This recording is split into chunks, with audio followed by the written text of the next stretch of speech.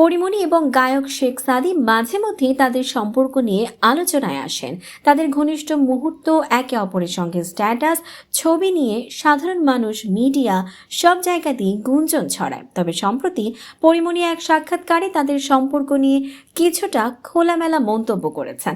পরি বলেছেন, শেখ সাদী আমার জীবনে একটা জাদুর মতো। সে আমার খুব ভালো বন্ধু, যার সাথে আমি সব কিছু শেয়ার করতে পারি। যে বিপদের সময় পাশে থাকে, আগলে রাখে, সে তো জীবনের আশীর্বাদ।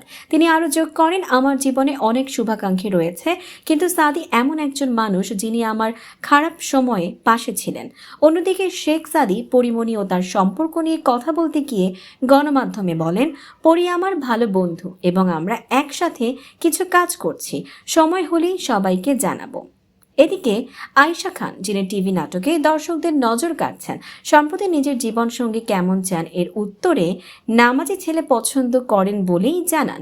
তিনি বলেন, আমি আমার লাইফ পার্টনারের মধ্যে প্রথমে নামাজ পড়ার অভ্যেস দেখতে চাই, কারণ আমার পরিবারের মধ্যে নামাজের প্রতি অনেক সচেতনতা রয়েছে এবং এটি আমার জন্য খুবই গুরুত্বপূর্ণ। আয়েশা বলেন, আমি স্কুল থেকে রাফ অ্যান্ড টাফ ছিলাম, তাই হয়তো কেউ প্রেমের প্রস্তাব দিতে সাহস পায়নি, কিন্তু যারা দিয়েছিল তাদের সঙ্গে কিছু সময় কথা বলেছি। তবে পরে মনে হয়েছে দূরত্ব বজায় রাখাই ভালো। তার জীবনের সঙ্গী সম্পর্কে আয়েশা আরও বলেন, ভালো আচরণ এবং চরিত্রের অধিকারী হওয়া জরুরি। আর যদি সে একটু ট্রাভেল ফ্রিক হয়, মানে ঘুরতে পছন্দ করে, তাহলে সেটা হবে বোনাস।